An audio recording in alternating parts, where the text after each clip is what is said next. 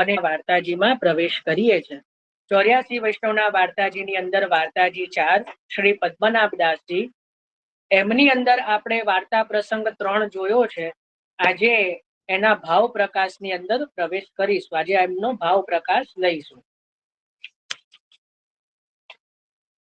વાર્તા પ્રસંગ 3 નો ભાવ પ્રકાશ, જે પેલા વેપારી વાળો પ્રસંગ હતો, યાદ કરો કે વેપારી જે છે એ લૂંટાયો અને મહાપ્રભુજીને ત્યાં પછી જે આવ્યો અને પદ્મનાભદાસજીએ ધર્મને ગીરવી રાખી એનું દ્રવ્ય ચૂકવ્યું અને પછી જે છે કે ત્યાં પોતા કોઈ રાજાને ત્યાં કથા કરીને એ દ્રવ્ય ચૂકવી દીધું। હવે આટલો પ્રસંગ આપણે વાર્તા પ્રસંગ 3 માં જોઈ ચૂક્યા છીએ। હવે એનો ભાવ પ્રકાશ। जो व्यापारी ने कहो जो हमारो माल सब लूटी गयो और आप भोजन को पधारे है, यह कहो ताको कारण यह जो आपू दयाल वे के जीव को दुख जानी के भोजन कैसे करत है। दयाल है सो परायो दुख दूर करी के भोजन करत है। श्री आचार्य जी ने कही के तोने व्यापारी को द्रव्य क्यों दीवायो। ऋण काढ़ी के कछु हम बीमा थोड़ो कियो होतो, अमे थोड़ो कई वीमो करेलो होतो। આજે તો વીમાવાળી કંપનીઓ પણ એટલા બધા ટર્મ્સ કન્ડિશન કરે છે કે અમે આનું ના આપીએ ને પેલાનું ના આપીએ, જેનું આપણે પોતે જે વીમો ભરતા હોઈએ। તો અહીંયા મહાપ્રભુજી કહે છે કે મેં કોઈ એનો વીમો થોડો લીધેલો હતો। પાછે રહ્યો લૂંટી ગયો, પાછળ રહ્યો એટલે લૂંટાઈ ગયો। ભાવ સિંધુમાં છે ને આનું બહુ જબરજસ્ત એક વાક્ય લખ્યું, મહાપ્રભુજીના સંગમાં હતો ત્યાં સુધી ના લૂંટાયો, જેવો મહાપ્રભુજીથી દૂર થયો ને લૂંટાયો। એટલે ત્યાં ગોકુલનાથજી કહે છે કે જ્યાં સુધી આપણે મહાપ્રભુજીના ચરણારવિંદમાં રહીશું ત્યાં સુધી સંસારી જનો કે લૌકિકમાં લૂંટાઈશું નહીં, પણ જેવા મહાપ્રભુજીના ચરણારવિંદથી દૂર થઈશું કે આપણે પણ લૂંટાઈશું। એટલે કે છે કે અહીંયા આ દ્રષ્ટાંતથી સમજવું જોઈએ કે મહાપ્રભુજીના સંગમાં હતો ત્યાં સુધી મહાપ્રભુજીએ જેનો વીમો નથી પણ લીધો એ પણ ના લૂંટાયો, પણ મહાપ્રભુજીથી દૂર થયો તો લૂંટાયો। તો આપણે પણ જે છે કે મહાપ્રભુજીના ચરણારવિંદથી લાગેલા રહીશું તો આપણે પણ ક્યારે લૂંટાઈશું નહીં, પણ જો મહાપ્રભુજીથી દૂર જઈશું તો જરૂરથી લૂંટાઈશું। એટલે પાછે રહ્યો તો લૂંટી ગયો, પાછળ રહ્યો તો લૂંટાઈ ગયો, જોડે રહ્યો હોત તો લૂંટાત નહીં। તે બુરી કરી તાકો કારણ યહ કે ऋण हत्या माथे लीने, क्यारे पण कोईनुं ऋण लेवुं नहीं। આપણે ત્યાં છે ને મનાઈ છે ઋણ લેવાની, એટલે ઉધારના પૈસા લેવાની મનાઈ છે। ક્યારે પણ કોઈની જોડે કોઈ ઉધારી કરવી નહીં। આમાં એક બહુ એક મને તો જોક યાદ આવ્યો કે આપણે કોઈની જોડે સંબંધ કાયમ રાખવો હોય ને કે આની જોડે ક્યારેય સંબંધ તૂટે નહીં, તો એની જોડેથી પૈસા ઉધાર લઈ લેવા, તો ક્યારેય સંબંધ તૂટે નહીં।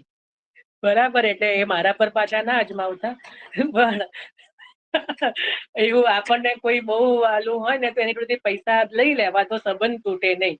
બરાબર, પણ અહીંયા ધર્મ ના પાડે છે કે ભાઈ કોઈનું ઋણ લેવું नहीं। ऋण हत्या माथे लीनी सो बुरी करी, शरीर को कहाँ भरोसो है। देह छूटी जाए तो ऋण माथे रहे, देह छूटी जाए तो ऋण माथे रहे, बीजो जन्म थाय अने ऋण चूकवવું પડે। तब पद्मनाभदास ने कही कि या व्यापारी को रुदन सुन, घरी दोय आप भोजन अवेर करते तो मेरो तो जन्म वृथा होई जातो। ताको अभिप्राय, सेवक के आगे स्वामी को कछु श्रम होय और सेवक श्रम दूर न करे तो धर्म जाए, पाछे धिक्कार वह सेवक को जीवे सो वृथा है। और ऋण की तो कैतिक बात है, अब चुकाई देऊंगा। ताको कारण यह के काल की कहाँ सामर्थ्य है, आपकी कृपा ते बाधक न होय को। तेने काल कर्म नव बाधे रे, यम ते सिर धनुषन साधे रे। આવે છે ને આ વાક્ય ક્યાંક સાંભળેલા હોય એવા કોઈકને એવું લાગતું હશે કે ક્યાંક સાંભળ્યા છે, તો એ આ વાક્ય ક્યાં છે? શ્રી વલ્લભાખ્યાનની અંદર, ચતુર્થ વલ્લભાખ્યાન। જેને શ્રી વિઠ્ઠલનાથ વિચારે રે તેને પ્રગટ પદાર્થ ચારે રે, તેને કાલ કર્મ નવ બાંધે રે, યમ તે શિર ધનુષન સાધે રે। બરાબર, આ બધા તો યાદ ન હોય પણ સાંભળેલા કદાચ લાગે તો ધન્ય છે, કારણ કે યાદ તો થોડા હોય આવું બધું, પણ ચોથા વલ્લભાખ્યાનમાં આવે છે। એની અંદર પણ આ જ છે, શ્રી ગુસાઈજી, શ્રી મહાપ્રભુજી જેના ઉપર કૃપા કરે એને કાલ કર્મ બાધક થતું નથી, અને યમરાજ પણ એની ઉપર પોતાનું જોર ચલાવી શકતા નથી. કેમ નથી ચલાવી શકતા યમરાજ પોતાનું જોર? કારણ કે યમોપી ભગિની સુતાન કથમ હંતિ દુષ્ટાનપી પ્રિયો ભવતી સેવના તતવ હરે યથા ગોપિકા. એટલે જે છે યમરાજ ક્યાંથી જોર ચલાવે? કારણ કે જેને યમુનાજીના પાન કર્યા છે તો એના પર એ તો યમરાજના ભાણે જ થઈ ગયા, બરાબર. એટલે મામા જેવો સંબંધ થઈ ગયો, મામા ભાણેજનો. આપણા મામા યમરાજ છે, વિચારો. તો ક્યારે પોતાના ભાણેજનું અહિત કરે નહીં. હવે કોઈ કે અમે તો હજી સુધી વ્રજમાં ગયા નથી ને યમના પાન કર્યા નથી, તો કરી આવીએ. કારણ કે તો મામા ભાણેજનો સંબંધ થાય. પણ આપણા માથે જે ઠાકોરજી બિરાજે છે એને જો આપ જારીજી ભરી રહ્યા છો તો એ જારીજીનું પણ જે જળ લીધું ને યમુના જળ બરાબર જ છે, જો આપ ભાવ રાખો તો. મન ચંગા તો કથરોટ મેં ભી ગંગા, બરાબર. એ છે આની પણ વાર્તા છે, ખબર છે? મન ચંગા તો કથરોટ કી ગંગા સાંભળવી છે.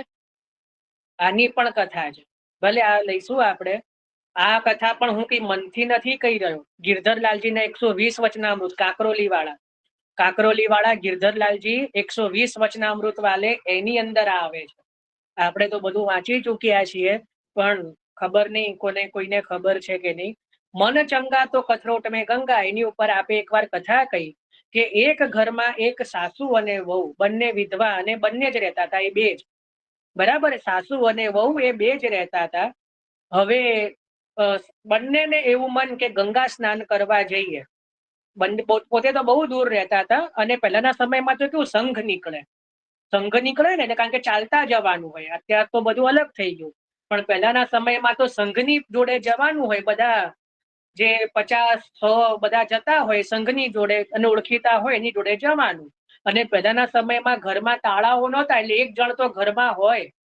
એટલે સાસુએ એવું કીધું કે હવે આ વખતે તો હું જઈ આવું છું, હવે તો મારી ઉંમર થઈ, પછી ક્યારેક કેવું હોય તો તું જજે, તો આ વખતે તો હું જઈ આવું છું. પણ વહુને પણ બહુ મન, એટલે પણ હવે પહેલાના સમયમાં તો વહુઓ બહુ ડાઈ, સાસુ કે એમ કરવાનું. એટલે સાસુએ મના કરી એટલે નહીં જવાનું. એટલે એ ઘરમાં રહી, સાસુ તો સંઘ જોડે યાત્રા કરવા ગયા, ગંગા સાગર આદિ. હવે વહુ તો ઘરમાં રહી, વહુ બહુ ભોળી. એટલે એને શું વિચાર્યું કે હવે મારાથી તો ઘરની બહાર જવાય નહીં, તો લાઈને હું નિત્ય જે ઘરમાં જ જે જળ ભરું છું એની અંદર હું ગંગાજીની ભાવના કરીને ગંગા સ્નાન કરું. એ ભોળી, એટલે એના મનમાં એવું આવ્યું. પણ જો ભાવ ક્યાં સુધી પહોંચે છે એનું પ્રમાણ, અને આ સત્ય ઘટના છે, કારણ કે એ બી ગિરધરલાલજી મહારાજ કાકરોલી વાળા બહુ વિદ્વાન બાલક થયા, એટલે આપની વાણી પણ ખોટી ન હોય. તો પેલા તો મહિનાઓ સુધી ચાલતા ગંગા પહોંચ્યા સાસુ. અહીંયા વહુ તો ઘરમાં જ રહી, અને ઘરમાં રહીને નિત્ય જે સ્નાન કરે ત્યારે એની અંદર હે ગંગે, હા ગંગે, અહીંયા ગંગા એવો જ મનમાં ભાવ આવે કે હું નિત્ય ગંગા સ્નાન જ કરી રહી છું. હવે જ્યારે સાસુ ગંગા સાગર પહોંચ્યા ત્યારે સાસુ તો ગંગાજીમાં ડૂબકી લગાઈ, ગંગાજીમાં નાહવા ગયા. હવે સાસુએ નાકમાં સોનાની નથની પહેરેલી. શું પહેરેલી? નાકમાં સોનાની નથની પહેરેલી. હવે સ્નાન કરતા કરતા બહુ જબરજસ્ત ડૂબકીઓ મારી હશે, બરાબર. આમે બી અત્યારના બી જુઓ, જયારે કૂદવાનું આવે તો ઉંમર લાયક હોય પહેલા વધારે કૂદે, બરાબર. તો ડૂબકીઓ એવી જબરજસ્ત મારી હશે કે નાકની નથની જળમાં પ્રવાહિત થઈ ગઈ, પડી ગઈ. સાસુને ખબર ના રહી, બરાબર. જબરજસ્ત ડૂબકીઓ લગાઈ હશે કે પછી ક્યાં પાછું આવવાનું છે. તો આખા જન્મની જેટલી પણ ડૂબકી હતી, ઘણા તો એવું 108 ડૂબકીનો ક્રમ રાખે, બધું મર્યાદા માર્ગમાં. તો એ એવી લગાઈએ તો જે નાકની નથની હતી એ પ્રવાહિત થઈ ગઈ. પછી બહાર આવ્યા એટલે ખબર પડી કે ભાઈ સોનાની નથની ગાયબ, જતી રહી ગંગાજીમાં. એટલે દુઃખ તો બહુ થયું કે ભાઈ આ સોનાની નથની જતી રહી. હવે પેલી બાજુ જે વહુ નિત્ય ગંગા સ્નાનનો ભાવ કરે, એને બીજા દિવસે જયારે નાહવા ગઈ અને રોજ પ્રમાણે ગંગાજીનું સ્મરણ કર્યું, અને જ્યાં પોતે લોટો લઈને પોતાની ઉપર લગાયો ત્યાં નથની બહાર આવી જલમાંથી. એટલે એ તો ઓળખે કે આ તો મારા સાસુની નથની છે, આ તો પહેરીને ગયા હતા, તો આ મારા લોટામાંથી ક્યાંથી આવી, મારા પેલામાંથી ક્યાં? પણ એને તો સમજ પડી નહીં, એ તો ભોળી, એટલે એને તો રાખી મૂકી કે સાસુ આવશે એટલે પૂછીશું. તો એને તો રાખી, પછી એ જ રીતે પાછા મહિનાઓ વીત્યા, બધો સંઘ પાછો આવ્યો, એટલે સાસુ પણ બધા પાછા આયા ઘરે, બરાબર. એટલે બહુ તો ખુશ થઈ, આજના બહુની જેમ દુખી ના થાય કે હે બહુ સાસુ પાછી આવી ગઈ, પણ પેલી બહુ તો ખુશ થઈ કે ભાઈ ચાલો સાસુ આવી ગયા, બરાબર. પછી પૂછ્યું કે માજી કઈ શું આપને થયું, તો કે શું કરીએ, ગંગા સ્નાનનો લાભ મળ્યો પણ મારી નાકની નથની જતી રહી, નાકની નથની જળમાં પ્રવાહિત થઈ ગઈ. એટલે પેલી વહુને યાદ આવ્યું, એટલે દોડીને ગઈ અને કીધું કે જો તો માજી આપની આ જ નથની હતી. તો માજીએ જોયું કે આ તો એક જ એ જ નથની કે જે પોતે પહેરીને ગયા હતા ને જે પ્રવાહિત થઈ. એટલે પૂછ્યું કે તને ક્યાંથી મળી? એટલે પેલી બહુ તો બોલી, તેને કહી દીધું કે આપ તો મને સાથે ન લઈ ગયા, ને મને તો ગંગા સ્નાનનું પણ મને તો ખૂબ ઈચ્છા હતી, એટલે મેં તો ઘરમાં જ ગંગાજીનું સ્મરણ કર્યું. રોજ હું નાઉં તો ગંગાજીને યાદ કરું અને ગંગાજીનું સ્મરણ કરું અને એવો જ મનમાં ભાવ રાખું કે હું ગંગાજીનું જ સ્નાન કરી રહી છું. તો આ તિથિના દિવસ એટલે આ દિવસે મારા આ લોટામાંથી જે છે નથની બહાર આવી અને મેં રાખી મૂકી. એટલે ત્યાં સાસુ જાણી ગયા કે અમે તો જઈને ગંગા સ્નાન કર્યા ના કર્યા, તને તો ગંગાજી છે કે અહીંયા આવીને સ્નાન કરાવી ગયા, એટલે તારું સ્નાન સાચું, બરાબર. તો આ જ રીતે આ જ સિદ્ધાંત પુષ્ટિ માર્ગમાં છે. આપણને ઘરમાં જે સુખ છે એમાં આપણને વિશ્વાસ નથી આવતો, આપણે પણ મહિનાઓ સુધી ચાલવું છે, દરે દરે ભટકવું છે, અને પછી એવું છે કે તો જ આપણને કૃતજ્ઞતા અનુભવાય છે. પણ એનાથી પણ અધિક સુખ ઘરમાં છે, પણ એમાં આપણને સુખ લાગતું નથી, એમાં આપણને આનંદ લાગતો નથી. કારણ કે આપણને કઈક એવું મનમાં કઈક એવી ખામી રહે છે કે જે બહાર જઈએ ને તો જ આપણને સંતોષની અનુભૂતિ થાય. જે દિવસે ઘરમાં એ અનુભૂતિ થઈ જશે ને તો એ ઘરમાં જ ગંગા સ્નાન કર્યા બરાબર થઈ જશે. ત્યાં આ દસમ સ્કંધની અંદર જ આવશે હો. વ્રજની અંદર પ્રભુએ આખા વૈકુંઠના દર્શન ભગવાને કરાયા, નંદરાયજીને સગડા વ્રજ ભક્તોને બધાને એવું થયું કે વૈકુંઠમાં જઈને ભગવાનના દર્શન કરીએ. એટલે ભગવાને ત્યાં માથું કરે કે આખું વૈકુંઠ અહીંયા લાવી દીધું તોય આ લોકોને સંતોષ નથી. એટલે વૈકુંઠના દર્શન કરાવી દીધા, ત્યારે બધાએ હાથ જોડ્યા કે ના અમે વ્રજમાં હારા છીએ, કારણ કે ત્યાં તો આપ ચતુર્ભુજ સ્વરૂપે અને આપ પ્રભુ બનો અમે સેવક બને, અહીંયા તો અમે કહીએ એમ આપ નાચો છો. કૃષ્ણ નાચ તો આપ થઈ થઈ કરીને નાચો છો, અમને વેણુનાદનું સુખ આપો છો, અમે આપને દોરડાથી બાંધી શકીએ છીએ, આ સુખ વૈકુંઠમાં ક્યાંથી? તો વ્રજજન વ્રજ વાલુ રે વૈકુંઠ નહીં આવું, દયારામભાઈ નું પદ છે, એની અંદર પણ શું કીધું કે વ્રજજન વૈકુંઠ સુખ જોઈ વળ્યા, ન ગમ્યું બ્રહ્માનંદ માહે ભળ્યા, સ્વરૂપાનંદ સુખ ઘેર અતિશય ગળ્યા, વ્રજ વાલુ રે વૈકુંઠ નહીં આવું. આ બધા શબ્દો લખીને રાખવા જોઈએ, યાદ રાખવા જોઈએ. શું કીધું કે વ્રજજન વૈકુંઠ સુખ જોઈ વળ્યા, લખી રાખજો, વ્રજજન વૈકુંઠ સુખ જોઈ વળ્યા, ન ગમ્યું બ્રહ્માનંદ માહે ભળ્યા, સ્વરૂપાનંદ સુખ ઘેર અતિશય ગળ્યા, વ્રજ વાલુ રે વૈકુંઠ નહીં આવ. બરાબર, સ્વરૂપાનંદ ઘેર સુખ અતિશય ગળ્યા, અતિશય ગળ્યા. જ્યારે આપણે બહાર જઈએ ધક્કા મુક્કીમાં દર્શન ન થાય, કોઈની કોણી વાગી જાય, કોઈને જાણે અખાડામાં કુસ્તી લડતા હોઈએ એ રીતે 10-15 જણને ઘાયલ કરી દઈએ અને આપણે પણ ઘાયલ થઈ જઈએ દર્શન કરતા કરતા, તો એમાં ખબર નહીં શેનો સંતોષ મળે છે. એ જ સંતોષ આપણને આપણા ઠાકોરજીમાં એકાંતમાં નથી મળતો. એટલે ખબર નહીં એવું શું છે એમ. એટલે જ્યારે એ સંતોષ મળી જશે ત્યારે જે છે આપણે કૃતાર્થ થઈ જઈશું. તો હવે પાછા આપણે આવી જઈએ કે ભગવદીઓને ક્યારે પણ કાળ બાધક થતો નથી. કાલ કી કહા સામર્થ્ય હે, આપો કી કૃપા તે બાધક ન હોય ગો. और धर्म गहने धर्यो तामे एक यह भावे कि अपनो वैदिक ब्राह्मण को धर्म गहन धर्यो, यह तो गौण भाव है. काहे के आचार्य जी की शरण आए तब तो सब समर्पण कियो, जो वैदिक धर्म न्यारो रहे तो पुण्य को फल स्वर्ग भोगनो पड़े. ताते इनने तो सर्व समर्पण करी एक पुष्टि भक्ति रूपी धर्म राखे है. ताही ते आचार्य जी ने हूँ पूछ्यो, ऐसो धर्म सા કે યહાં ગેહને ધર્યો, એટલે પુષ્ટિ ધર્મ તે ગેહને ધરી દીધો, ગીરવે મૂકી દીધો. એટલે વૈદિક ધર્મ ગીરવે નથી મૂક્યો, પુષ્ટિ ધર્મને જ ગીરવે મૂક્યો છે. પરંતુ પદ્મનાભદાસજી કો તો આચાર્યજી કો સ્વરૂપ હૃદયારૂઢ હતો, श्री आचार्य जी के सुख के लिए धर्म हूं की अपेक्षा राखे नाही, गिरवे धर्यो गहने धरे, और व्यापारी को द्रव्य दे के बहुत मन में प्रसन्न भय, भली भई व्यापारी आयो जो चलो जातो, तो जहां तहां देश में निंदा करतो के आचार्य जी के संगते लूटी गयो। काहे ते लौकिक राजा के संगते लूट्यो न जाए और ईश्वर के संग लूटी गयो। लौकिक રાજાના પણ સંગથી ના લૂંટાય તો આ શું ઈશ્વરની જોડે લૂંટાઈ ગયો ને બધા એ નિંદા કરતો। सो पद्मनाभ कहे कि मेरे धर्म की परीक्षा अर्थ लूटियो गयो, सो व्यापारी को द्रव्य दियो, जब जहां जाएगो तहां आचार्य जी की बड़ाई करेगो के मोको नफा सहित द्रव्य दियो। लूटायो पण आचार्यजीए तो मने नफा सहित द्रव्य आपी दीधो। या भाव सो पद्मनाभ दास की श्री आचार्य जी में अनिवर्चनीय प्रीति है।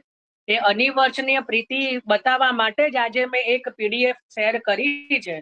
पद्मनाभ दास जी ना 45 पदों, आ दरेक पदों में पद्मनाभ दास जी श्री महाप्रभुजी ना ज स्वरूपनुं वर्णन करेलुं छे।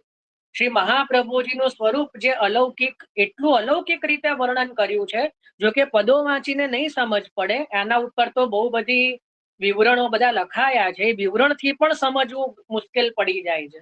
बहु ज गूढ़ पदों पद्मनाभ दासजीए आपे लख्या छे, पण छतां पण जेने वांचवानी ઈચ્છા હોય એ વાંચી શકે છે। સમજમાં તો નહીં જ આવે તો હું સ્પષ્ટ કહી રહ્યો છું, પણ જેને ખાલી વાંચવાની ઈચ્છા હોય એને વાંચવા માટે આ પદો મોકલ્યા છે। और राजा ज्यादा द्रव्य देने लग्यो, तब पद्मनाभ दास याते लिए जो हवे आयो कि इनको तो अव्यावृत को नियम है। अव्यावृत नो नियम है, कथा द्वारा पैसा कमावा नहीं एवो नियम लीधो छे। वृत्ति के अर्थ कथा नहीं कहनी, कथा नहीं कहनी एवो नियम नहीं, पैसा माटे कथा न केवी एवो नियम छे। यह संकल्प है, यह सगरो काम श्री आचार्य जी के सुख के अर्थ किए, सो साह को रुपया दिवाए, धर्म को कागज लिख दिए, सो ले आए, पाछे घर आए सेवा करन लागे। तो सेवा करवा लाग्या छे, तो सेवा करवा दईए। बराबर काले सोमवारे आपणे वार्ता प्रसंग 4 में प्रवेश करीशुं। तो अहींया बहु सुंदर रीते जे वार्ता प्रसंग 3 एना भाव प्रकाशनुं चिंतन अहींया आपणे थयुं। तो अहींया इति वार्ता प्रसंग 3 पद्मनाभदासजीनी वार्ताजीमां, अने पछी हवे आपणे सोमवारे वार्ता प्रसंग 4 में प्रवेश करीशुं। चलो आमां कोईने कई विशेष भाव चिंतन कई होय तो कहो।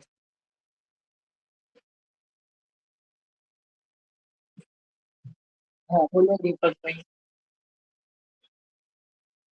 हाँ जय श्री कृष्ण। आ ધર્મ ગીરવે મૂકવો એટલે ધર્મ પછી ધર્મ કરવાના જ નહીં કે પછી શું કરવાનું એ થોડું સમજાતું નથી। અરે ગીરવે એટલે લખીને આપ્યો, ધર્મને જે છે આપણે નથી કરવાનું એવું તો કેવી રીતે કહેવાય? એટલે ગીરવે રાખ્યો એટલે પછી શું કરવું ધર્મને? એ આખી પ્રક્રિયા તમારે રાખવાનો છે ક્યાંય ધર્મ ગીરવે? ધર્મને ગીરવે મૂકવાનું છે। હવે એ જે મેં કીધું ને કે અમુક વસ્તુઓ ચિંતનીય હોય, અમુક શ્રવણીય હોય। આ કેવલ શ્રવણ છે, આનું બહુ એટલું પડવામાં જો હવે એમને કઈ રીતે ધર્મ ગીરવે મૂક્યો હશે। આમ તો કાગળમાં લખીને આપ્યો કે હું ધર્મ, જેમ જબાનની કિંમત હોય ને આમ એ રીતે અહીંયા ધર્મની કિંમત બતાવી। આ વડાલીબેને પણ આ જ વસ્તુ કદાચ એ કહેતા હતા, પણ એનું કઈ એ રીતે એનું કઈ પ્રક્રિયા નથી બતાવી, કારણ કે ગોકુલનાથજી કે હરિરાયજીને પણ એ બહુ એટલી ઇમ્પોર્ટન્ટ નહીં લાગી હોય કે ભાઈ આની અંદર કે એટલું બધું કઈ એ છે નહીં એમ, એટલા માટે। ઓકે, એટલે કીધું ને કે 3 પ્રકાર જે છે, ચિંતનીય, શ્રવણીય અને અનુકરણીય। તો એમાં આ કેવલ જે છે ને શ્રવણીય છે, આ સાંભળી લેવું, આનું કઈ અનુકરણ કે ચિંતન આદિની બહુ એટલી જરૂર નથી, કારણ કે આપણે એ વસ્તુ કરી જ નથી શકવાના ક્યારેય પણ, એટલે કેવલ સાંભળી લેવું।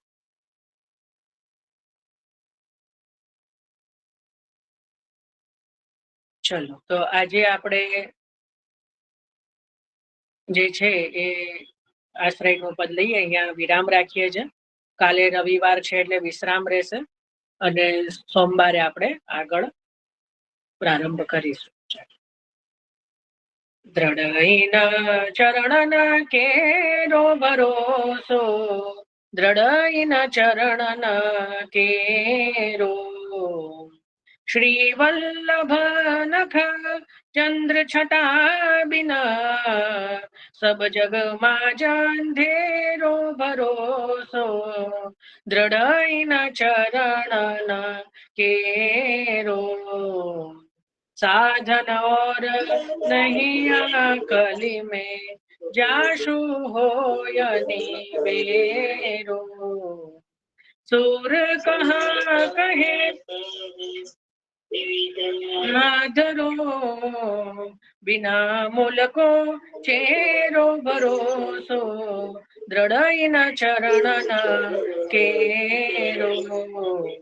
दृढ़ चरण केरो भरोसो, दृढ़ चरण केरो.